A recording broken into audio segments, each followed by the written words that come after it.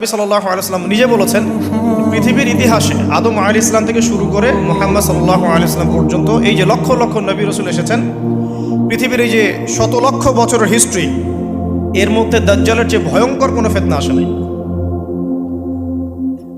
নবী সাল্লাল্লাহু আলাইহি ওয়াসাল্লাম বলছেন, একজন মুমিন ব্যক্তি যদি দাজ্জালকে পেয়ে যায়, সে যেন তার সাথে সাক্ষাতের আকাঙ্ক্ষা না করে, কারণ সে তার সাথে সাক্ষাৎ করলে ঈমান হারা হয়ে যেতে পারে। সে এত বড় ফিতনা হবে, এত বিশাল ফিতনা হবে। এই যে ছোট্ট একটা ফিতনা, সুদ থেকে কি আমরা মুক্ত থাকতে পারছি? সবাই সুদের মধ্যে পড়ে যায় নাই? এই যে মেয়েদের ফিতনা, মেয়েদের যে ফিতনা, বেহায়াপনা, এখান থেকে কি আলেম জালেম কেউ বাকি আছে? সবাই ফিতনায় পড়ে যাচ্ছে আমরা। ফেসবুকে ঢুকবেন, আপনি না চাইলেও আপনাকে দেখা যাবে নগ্ন ছবি দেখতে আপনি বাধ্য হচ্ছেন। টিভি দেখতে বসবেন, আপনি না চাইলেও নগ্ন ছবি দেখতে আপনি বাধ্য হবেন। এই যে ফিতনা, বাঁচতে পারছি না। সুদ থেকে বাঁচতে পারছি না, বেহায়াপনা থেকে বাঁচতে পারছি না। পর্নোগ্রাফি থেকে কেউ বাঁচতে পারে? যে কেউ ফোন চালায় দেখবেন পর্নোগ্রাফির ছবি চলেই আসবে, নগ্ন ছবি চলেই আসবে। আলেম জালেম এভরিবডি আসবেই।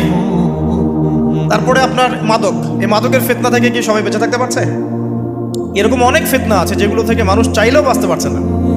আমরা হয়তো বাইরে দাড়ি টুপি পাগড়ি জুব্বা লাগিয়ে ঘুরছি ঠিকই, কিন্তু আমরা এরকম সামাজিক ফিতনাগুলো থেকে কেউই সেফ না। এই যে আপনাদের এলাকায় যে ফিতনাগুলো ছড়িয়ে পড়েছে, আস্তে আস্তে বাড়ছে না? এমন ফিতনা বেড়ে যাচ্ছে। তো এগুলো যদি আমাদেরকে গ্রাস করে ফেলতে পারে, তাহলে এই পৃথিবীর সমস্ত ফিতনা একসাথে করলেও দাজ্জালের ফিতনার সমান হবে না। আমি কি বোঝাতে পারছি?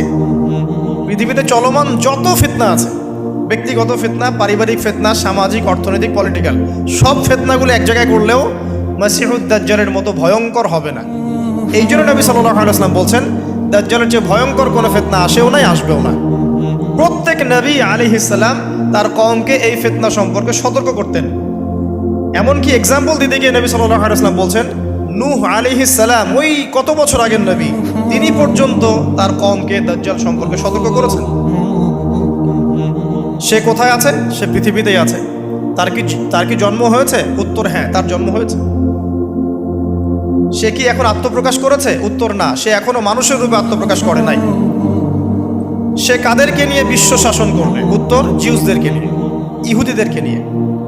দাজ্জাল কাদেরকে নিয়ে বিশ্ব শাসন করবে? ইহুদিদেরকে নিয়ে। আমার কথা কি বোঝা যায়? নবী সাল্লাল্লাহু আলাইহি ওয়াসাল্লাম বলেন, সে এত বড় ফিতনা, সে 40 দিন পৃথিবীতে বিচরণ করবে। কয়দিন?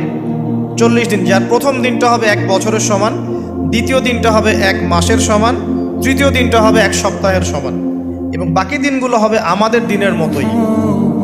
নবী করিম সাল্লাল্লাহু আলাইহি ওয়াসাল্লাম বিভিন্ন হাদিস থেকে বলেছেন যে দাজ্জাল সারা বিশ্বটাকে শাসন করবে। কিরকম? মানে সে ইলাহ দাবি করে বসবে। আল্লাহ পাক তাকে কিছু অলৌকিকত্ব দিবেন মানুষকে ফিতনায় পরীক্ষা করার জন্য। যারা ওর উপর ঈমান আনবে, দাজ্জালের প্রতি ঈমান আনবে, দাজ্জাল ওদেরকে জান্নাত দিবে। তার এক হাতে থাকবে জান্নাত, এক হাতে জাহান্নাম। মানে অরিজিনাল জান্নাত জাহান্নাম নয়, কারণ জান্নাত জাহান্নামকে হাতে নিয়ে ঘোরা যায় না। আমাদের কিছু প্রোটেস্ট্যান্ট মুসলিম ভাই আছে, তারা মনে করে যেটা হাদিসের শব্দ ওইটাই, মানে হাদিসে যেটা শব্দ সেটাই, এর কোন ইন্টারপ্রিটেশন, ব্যাখ্যায় তারা বিশ্বাস করে না। তাহলে এক হাতে জান্নাত এক হাতে জাহান্নামের ব্যাখ্যা আপনি কি করবেন? সত্যি সত্যি কি হাতে জান্নাত জাহান্নাম নিয়ে কেউ ঘুরতে পারে না? মানে কি? মানে হচ্ছে যদি কেউ দাজ্জালকে অনুসরণ করে, তার আনুগত্য করে, দাজ্জাল তাকে জান্নাতের নাজ নেয়ামত দিবে, পৃথিবীতে নাজ নেয়ামত দিবে। সে স্বাচ্ছন্দ্যে থাকে, তার ফাইন্যান্সিয়াল অবস্থা ভালো হবে, তার স্ট্যাটাস ভালো হবে, পৃথিবীতে ভালো থাকবে। আর যদি কেউ দাজ্জালকে অস্বীকার করে, তার বিরুদ্ধে দাঁড়ায়, তখন দাজ্জাল তাকে অত্যাচার করবে, অন্যায় করবে, জুলুম করবে, তার অবস্থা পৃথিবীতে হেয় প্রতিপন্ন হয়ে যাবে।